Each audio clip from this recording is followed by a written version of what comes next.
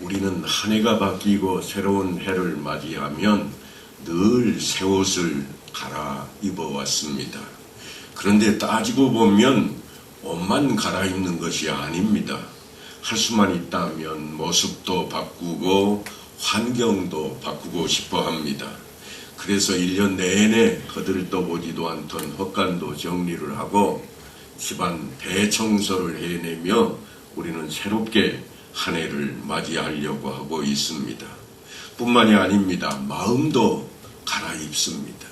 생각도 갈아입습니다. 이렇게 해야 되겠다 하고 다짐도 하고 새해에는 반드시 이루겠다 결단도 하곤 합니다. 하루 이틀 있어온 일이 아닙니다. 매년 그렇게 하고 있는데 왜 그럴까요?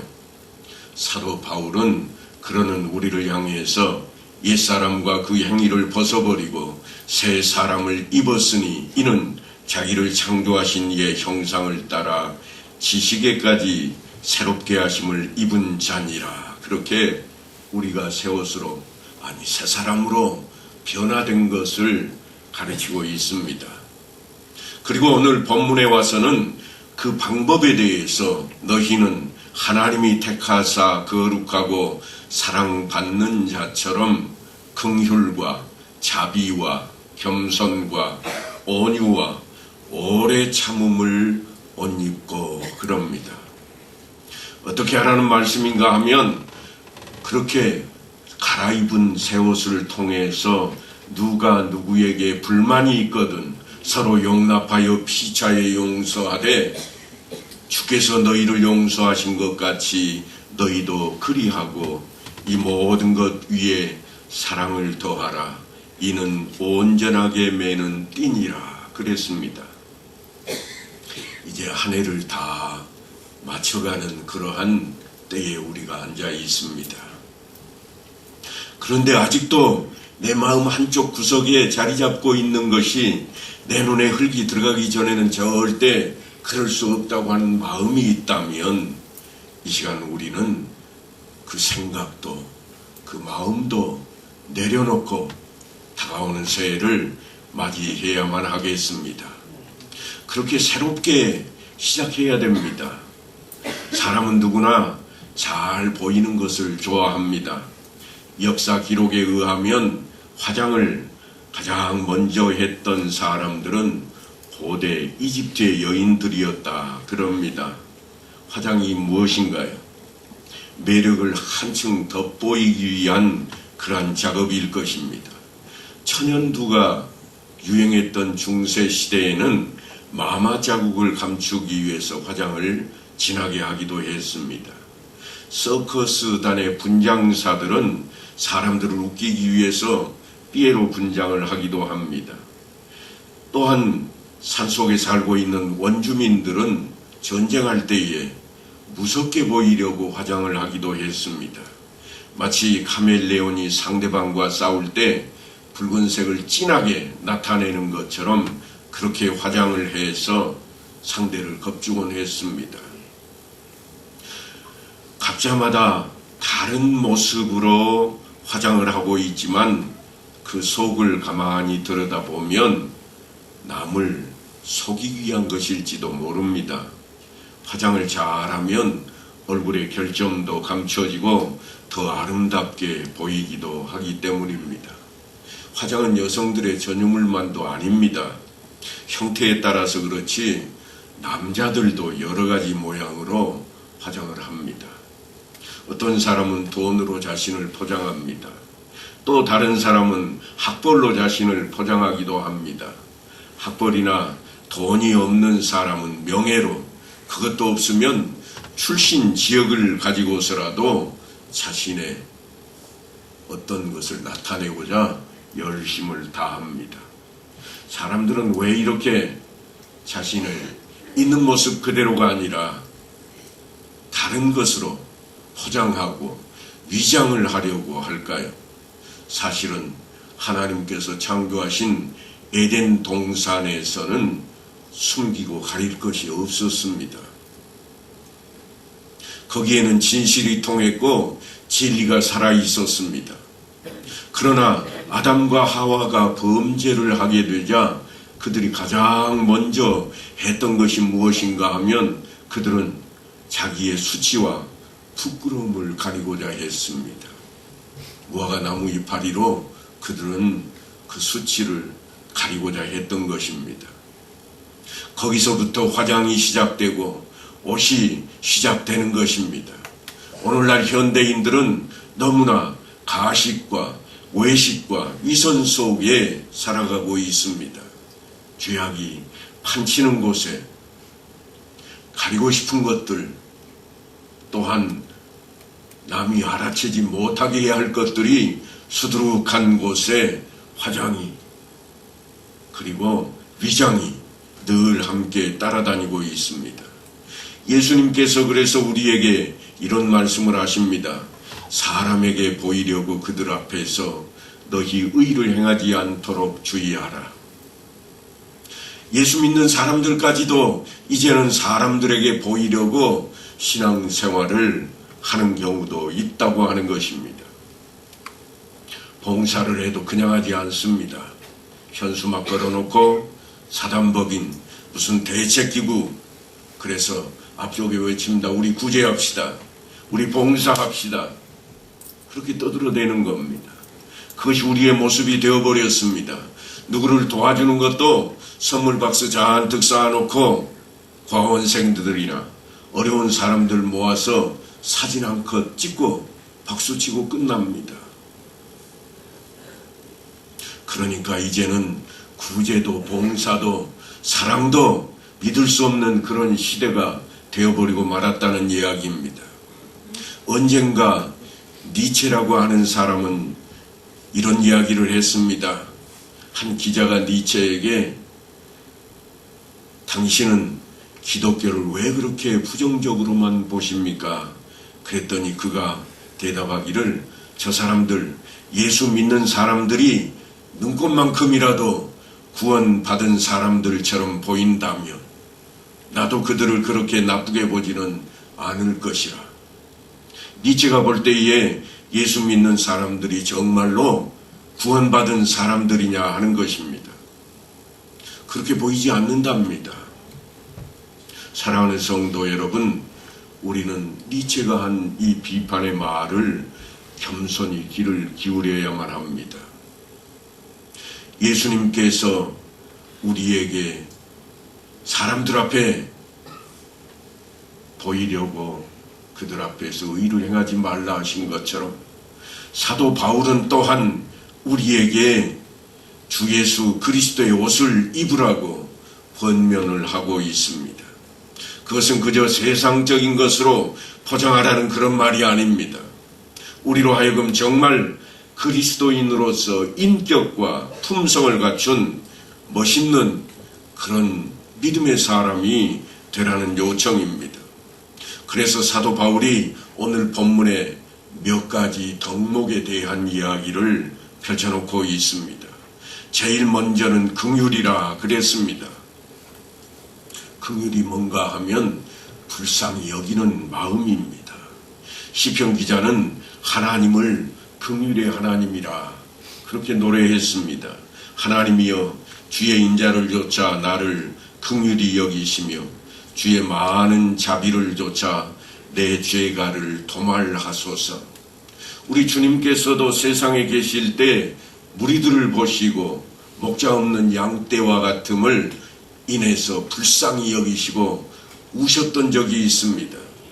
예수님은 이 긍휼에 대한 비유를 여러 차례 말씀하셨는데 1만 달란트 빚진 자의 처지를 불쌍히 여겨 그 빚을 탕감해 준 임금에 대한 이야기, 강도를 만난 한 사람을 불쌍히 여겼던 사마리아 사람의 이야기, 돌아온 탕자를 측은히 여겨 달려가 목을 안고 입을 맞추던 아버지의 이야기가 그런 내용이라 할 것입니다.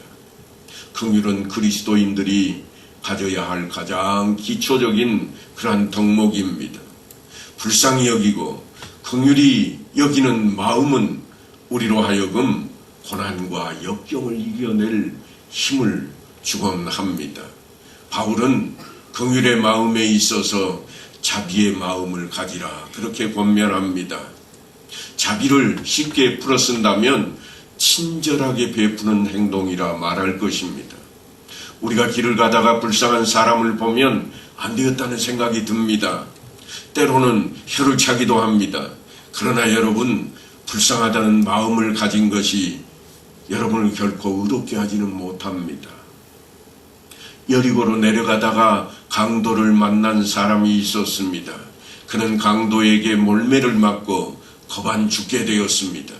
그때 그 길을 지나가던 레위인도 있었고 제사장도 있었습니다. 그들도 강도를 만나는 사람을 보고 불쌍하다는 생각이 들었을 것입니다. 동정심이 생겼을 것입니다. 그러나 그들은 마음뿐이요 도울 만한 아무런 행동도 하지를 않았습니다.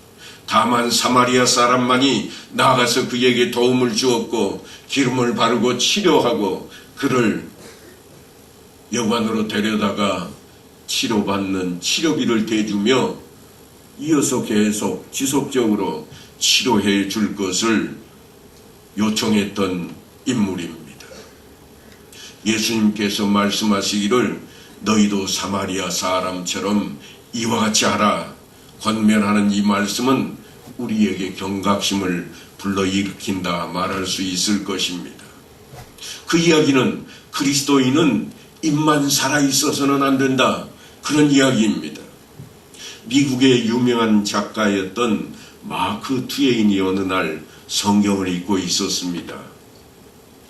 우리와 환경이 조금 달라서요. 미국에는 그저 밖에 벤치에 앉아서 책들을 많이 보거나 합니다.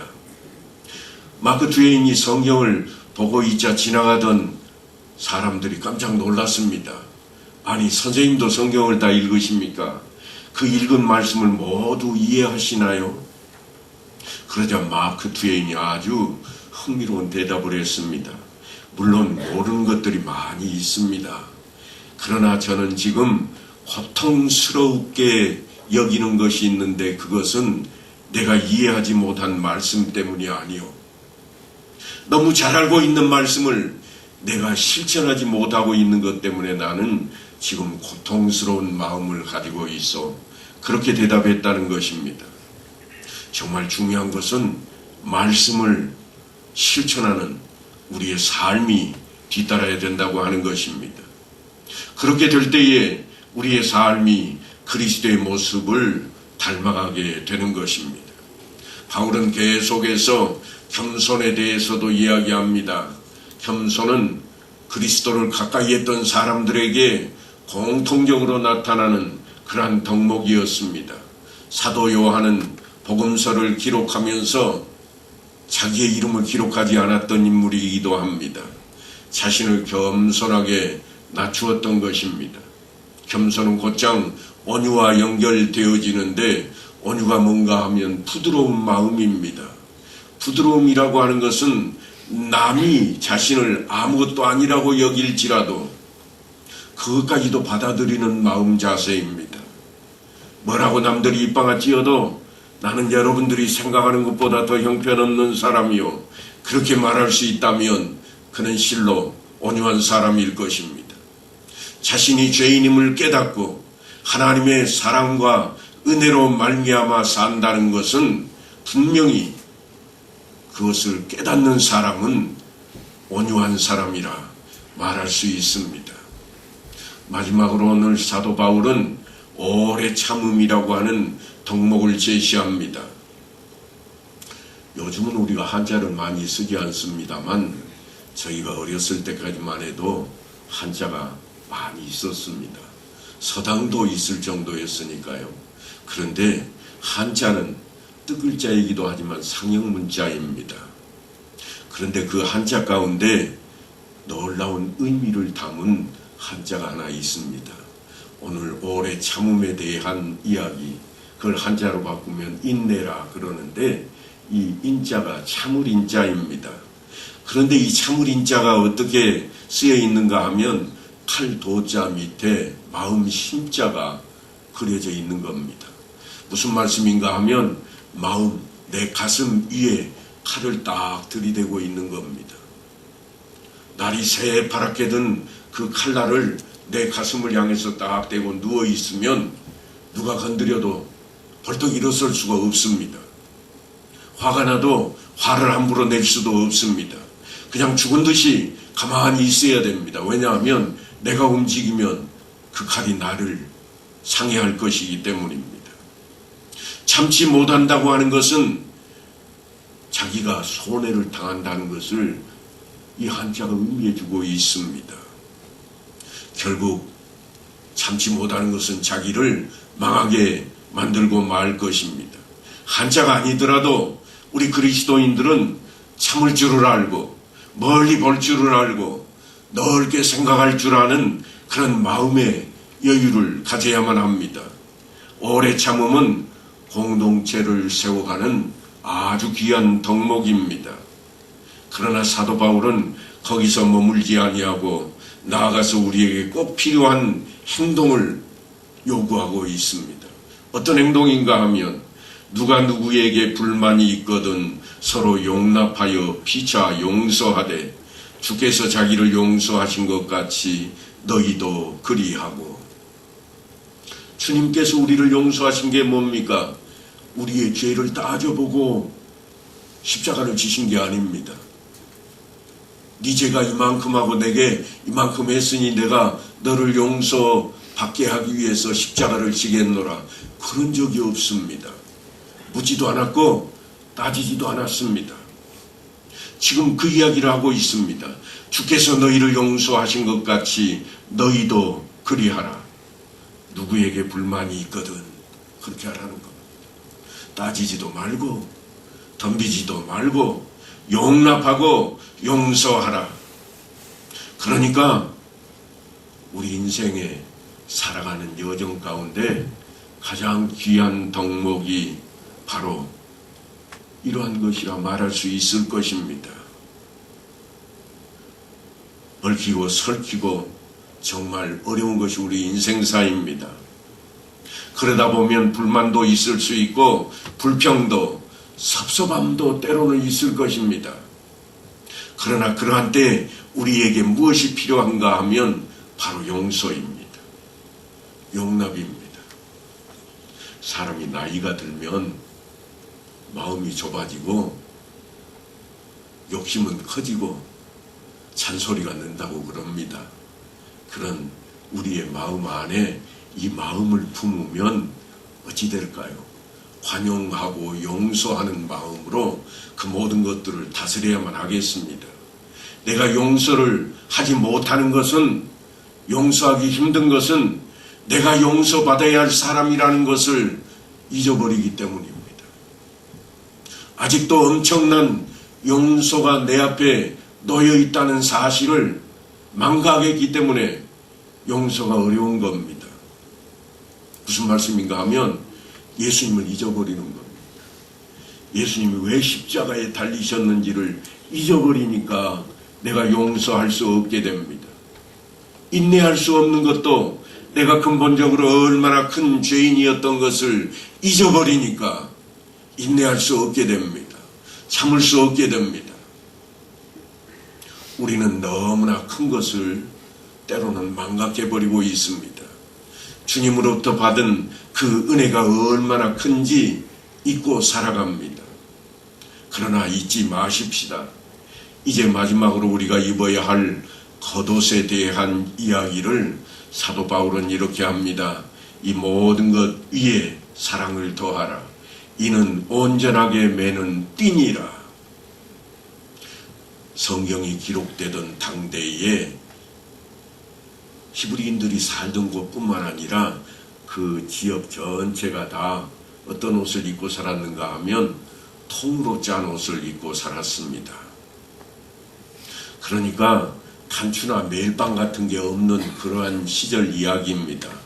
통으로 짠 옷이니까 목만 딱 있어서 딱 끼우고 나면, 팔만 끼우고 나면 그 다음에 해야 할 일이 뭔가 하면 반드시 허리에 띠를 가지고 묶어야 되었습니다. 일을 하는 사람들은 치마처럼 쭉 내려가 있는 이 통 자락의 아래쪽을 발목에 묶었습니다.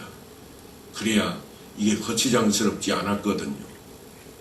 요즘은 그런 옷들이 없습니다만 옛날에는 각반이라고 그래가지고요, 요대라고 그래가지고 허리에도 또 무릎에도 다 묶어놓는 것들이 있었습니다. 왜냐하면 거추장스러운 옷들이 너풀거리지 아니하도록. 지금 그 이야기가 성경에 등장을 합니다. 무엇으로 등장하는가 하면 사랑이라. 이것이 사랑이다. 끈으로 묶는 것이 사랑이다. 너풀거리지 아니하도록, 다른 것들을 드러나지 않도록 다 묶어서 나타내지 않도록 하는 것이 사랑이라고 이야기하고 있는 것입니다.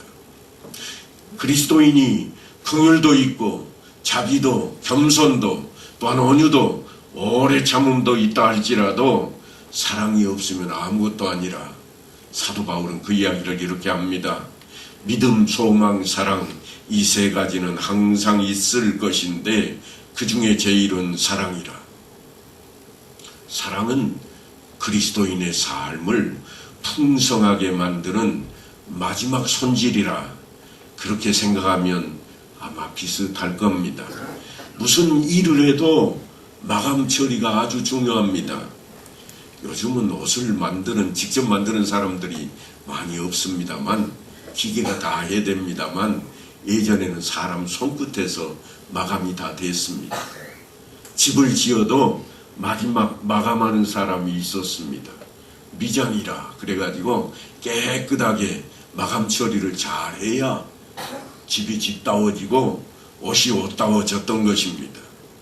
바로 그와 같은 모습이 사랑이라고 하는 것을 덧입는 우리의 마음 자세가 온전해지는 그런 자리로 이끄는 덕목이 된다고 하는 것입니다. 물건을 만들어도 건물을 지어도 마찬가지입니다. 거기서 작품의 수준이 결정되는 것입니다. 사랑은 이 공동체 안에서, 특별히 신앙의 공동체 안에서 그리스도의 몸으로 하나로 묶어주는 끈과 같습니다. 함께 묶어 함께 온전하게 세워간다는 의미에서 그렇습니다. 그러니까 우리 주의를 한 번쯤 우리는 돌아보며 살아야 되겠습니다. 왜냐하면 우리의 사랑이 필요한 사람들이 종종 있습니다. 때로는 내 말 한마디에 섭섭함으로 상처를 입은 사람도 있을 수가 있고, 때로는 가진 것이 너무 없어서, 먹을 것이 없어서 고통에 빠져 있는 사람도 있을 것입니다. 나는 아니라 살만하다. 하지만 그렇지 못한 사람이, 아니 때로는 나도 그랬던 적이 있을 수 있습니다. 우리 민족은 정말 이 부분을 절감하고 살았던 민족 중에 하나입니다. 그저 60년 아니 70년 전으로만 딱 돌아가서 생각을 해보면 소원이 무엇이었을 정도인가 하면, 쌀밥 한 그릇에 고깃국 한 그릇이면 뒤에 이어지는 말이 있습니다. 그게 뭐죠? 원도 없겠다, 소원이 없겠다, 그 말입니다. 무슨 말씀인가 하면, 오직 소원은 통일이라고 우리가 배웠지만 실제로 내 마음속에 가지고 있는 소원은 쌀밥 한 그릇, 고깃국 한 그릇이면 족하다, 그런 때가 있었다고 하는 것입니다. 그러니까 지금 살만하다고, 지금 지낼만하다고 우리가 남을 너무 무시해서는 안 될 것입니다. 나에게도 그런 시절이 있었음을 기억해야 됩니다. 구약 성경 가운데 율법서라고 하는 모세가 기록한 책들 5권이 있는데, 이 책의 내용은 늘 하나님의 말씀을 그렇게 전합니다. 너희가 애굽 땅에서 종되었던 적을 기억하라. 지금은 너희가 하나님의 은혜로 잘 살고 있으나 너희의 과거에는 나그네 되었던 때도 있었느니라. 우리도 여전히 마찬가지입니다. 지금 우리가 잘 사는 이 조그만 땅덩어리 가지고 세계 10위권 안에 든다고 떵떵거리는 이러한 시대에 살고 있지만, 우리도 1950년대로 돌아가면요, 거지도 그런 상거지가 없었습니다. 외국 신문에 우리나라에 배만 벌떡 튀어나오고 머리는 민둥이가 된 코 질질 흘리는 아이들이 그냥 대문짝처럼 실리던 그런 시절이 있었다고요. 사랑하는 성도 여러분, 우리 가정은 안 그랬나요? 우리 집은 안 그랬다고 말할 사람이 있습니까? 너나 할 것 없이 다 그런 시절을 지나왔습니다. 오늘 사도 바울은 그런 우리에게 정말 사랑을 온전히 내어놓으라고 말씀을 전하고 있는 것입니다. 그리스도 안에서 우리의 사랑을 베풀라고 요구하고 있는 것입니다. 이 한 해가 다 지나가고 있습니다. 연초에 틀림없이 작심했을 것입니다. 작정도 했을 것입니다. 결단도 틀림없이 했을 것입니다. 얼마나 이루셨나요? 그냥 생각만, 말만 할 것이 아니라 행동으로 옮겨야 되겠습니다. 금년에 다 못하거든 내년이 가까이 다가오고 있습니다. 이 내년에는 반드시 한 영혼을 구원하고자 하신다면 한 영혼을 넣고 기도하며, 한 가정을 돕고자 한다면 한 가정을 위하여 기도하며, 우리가 이 지역에 살아있는 교회로,